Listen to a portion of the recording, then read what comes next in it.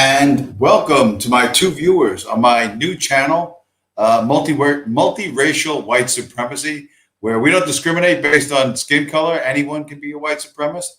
You know, you just have to take the white supremacy oath, which I haven't written yet, but once I write it down, I'll let you guys know, and then you can recite it before the streams, and then we can have a big, great rainbow-colored white supremacist broadcast. Anyway, this is I guess it's a backup channel that I've always sort of had, but didn't know I had. I have two email addresses with Google, and I only had one YouTube account. So this one was sort of already laying there, but it needed time to 48 hours for them to give me permission to stream. And then once I got that, that was a few days ago, I figured, what the hell, I'll keep going, doing what I'm doing. My other channel is blown up for 90 days until, I guess, end of December or something like that, maybe for Christmas. They'll let me stream again. They claim I mentioned something medical that's you're not supposed to mention. I'm not going to mention it here. And that was the cause of the second strike on the channel. I can't remember what the first one was. But I strongly suspect that certain people who don't care for me just reported me to YouTube, because I barely remember mentioning. Most of the last stream that I did on that other channel was mostly about doing that class with that guy McPhee, and I had my artwork and the drawings and stuff and all that shit.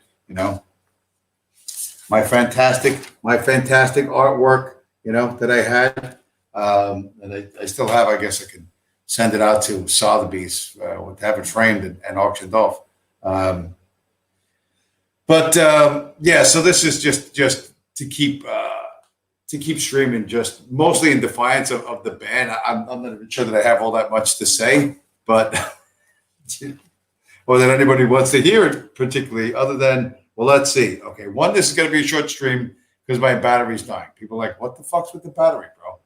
The battery I ordered last week, apparently they have to use the Wayback Machine to go get the battery, which is in a warehouse in Nazi Germany in 1942. They have to use a time machine to go back there to get the battery to send it to me. So I don't have the new battery yet.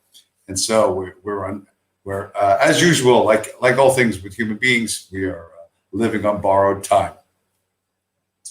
But a couple of things I guess I kind of wanted to talk about was, one, if this channel, if I do this channel a lot, because I love the name. The name is outrageous, and I particularly like the name. And once I start sending out the link to all my non-white subscribers, and I do have people I know in the real world that are non-whites that subscribe to my channel, I think it would be just howlingly funny to get them to subscribe to the Multiracial White Supremacy channel. I just think it'd be hilarious. My idea of a joke. But I'm not so sure that, like if Donald Robertson shows up or Naya shows up, I'm probably going to kick them, because, and not that I mind anybody pushing back against anything I say, but I don't think those guys have anything to contribute. I mean, they're not funny. They don't make decent counterpoints. They're just bitter, and that's that. And they have to be kept. If they're kept in the chat, I just left them in the chat for months and months. I don't think about them. But I suspect that they are vicious little pricks, just as they appear to be in the chat.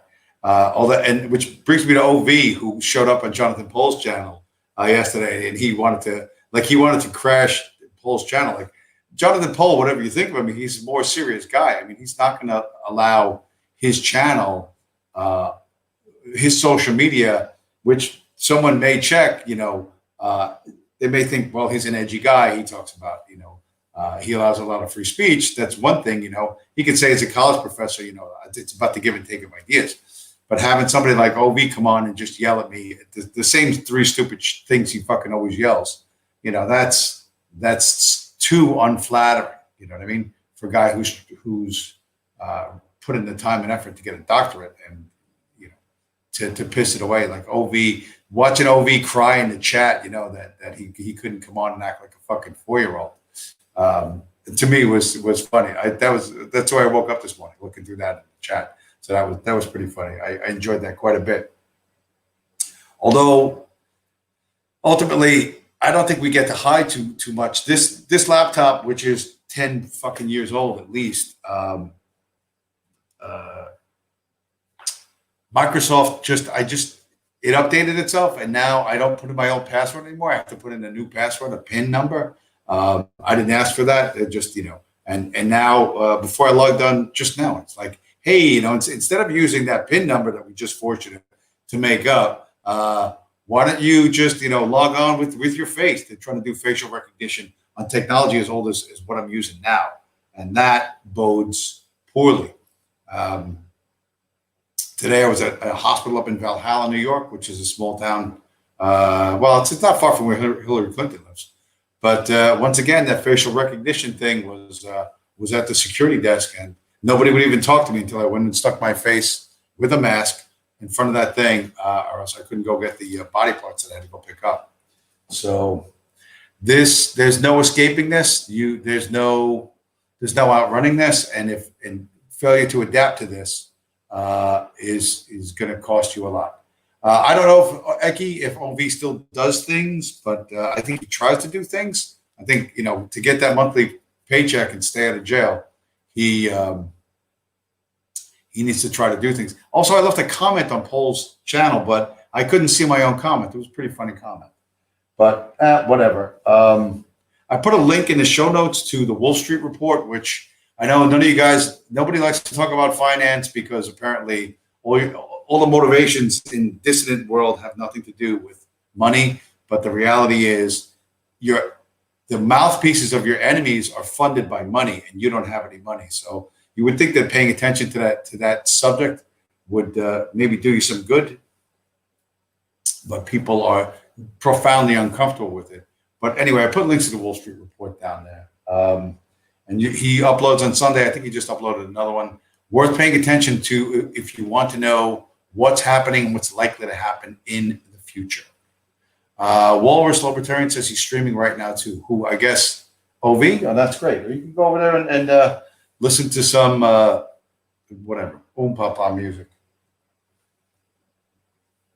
But yeah, so I'm not completely out of it.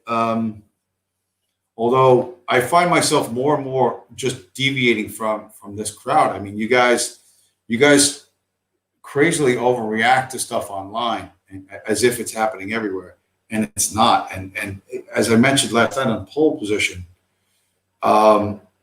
if your strategy is we're going to beat the elites by motivating the normies, you don't even like normies, to be fucking honest. You don't even like them. You don't speak their language and you don't address their concerns, so they don't listen to you.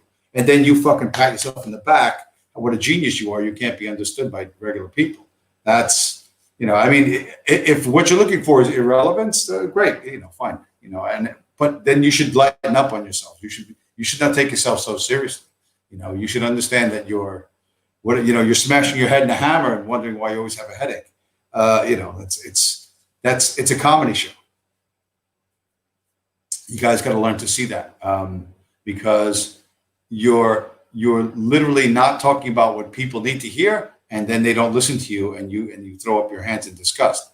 So I'm not trying to tell you what to do, but I think I am accurately pointing out that an unfunded, you have no outside funding, and you have no foot soldiers, you have no money. So what you have is rhetoric, and if your rhetoric is inappropriate for the audience, you're not going to move the audience, and you're not going to get that.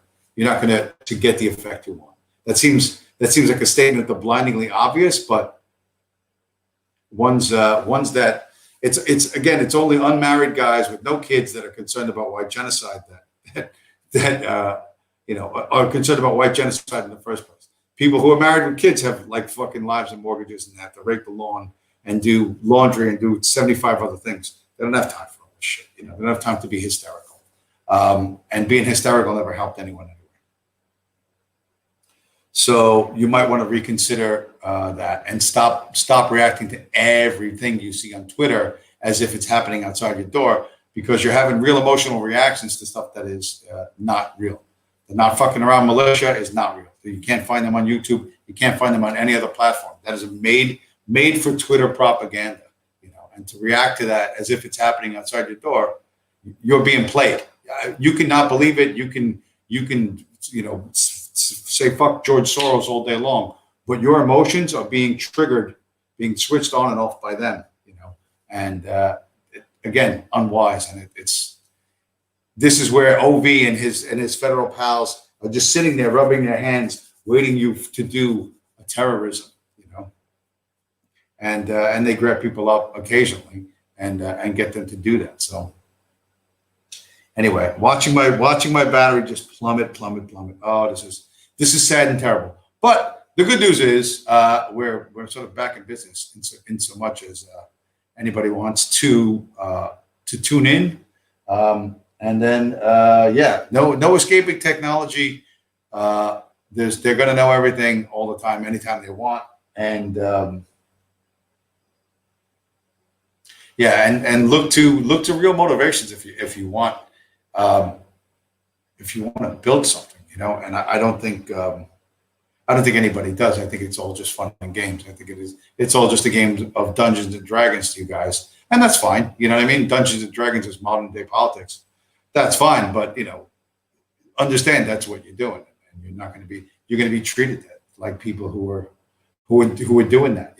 I want to burn down America and put up a neo-reactionary God Emperor state that's based on, I don't know, fucking Sharia law, or who the fuck knows, So it's you're going to be laughed at for saying stuff like that, and appropriately so.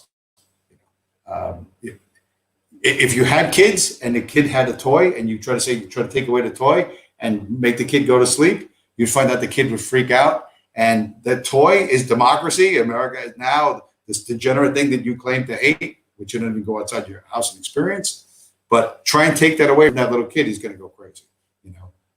It's going to slip out of his hands because they're going to blow up the economy, and then the kid's going to go crazy anyway. But you should probably not spend too much time and effort trying to do the same thing that your enemies are trying to do. You're trying to do it for different reasons. In your mind, your intentions are pure, and therefore, it somehow changes the motivation. But that's just not how it works. You know what I mean? The other thing I realized, and it's funny that I realize this shit as I say it sometimes. People talk about the Bolshevik Revolution. Why did the communists succeed? Because of they had this great this super ideology, and they just whipped the shit out of all their opposition. And then they ask, well, why did the Germans lose World War II? And then it becomes a beam counter exercise. They only had 10 gallons of kerosene. They didn't have any long range bombers. They only had 7 bullets for every 11 bullets that the Russians had. Then it becomes a beam count. Then it becomes a logistical real world thing. And it's funny how people choose to do the same situation, a violent battle for territory, 2 different ways. You know what I mean? Depending on which side you are ideologically inclined towards. So you might want to examine how you examine things. Look at this. Oh, this battery situation is terrible. Anyway, with that, I will let out at this very brief 20 minutes. Good God, barely even got warmed up. And tomorrow's my day off anyway, so I'm going to go do some stuff. Thank you guys for showing up, and I will hopefully, when the Wayback Machine brings back my Nazi super battery from World War II, then I can really go hammer and tongs after this stuff. But we're not completely shut down, so that's the good news. Anyway, that's that. Thanks a lot for showing up, my two viewers, and I'll catch you guys later. Have a good night.